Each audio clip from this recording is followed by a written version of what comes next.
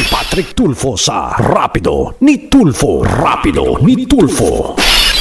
Attorney, sa history po ng if you don't mind me asking, ng ICC, ilan na po ang mga, if you have the numbers, yung mga nasakdal doon, yung na demanda, nakasuhan, tapos nabigyan po ng provisional release or interim release po?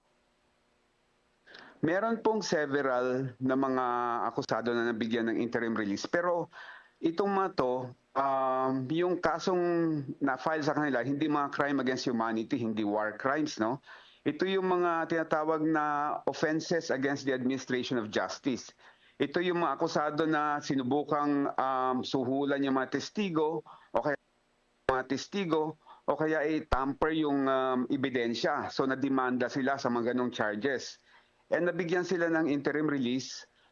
Pinayagan silang yung iba manuluyan muna sa Belgium, no, habang ongoing yung trial. Meron akong isang alam na crime against humanity sa war crimes na naibigay sa isang akusado.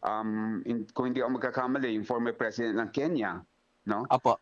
Pero nung ni-release siya ng Kenya, anong nangyari bilang nawala yung mga testigo, no, na nagkaroon ng disappearances sa mga testigo, no. So I am sure when the ICC considers the similar application by former president, yung nangyaring ganun sa Kenya will be at the back of their minds, no, pwedeng maulit.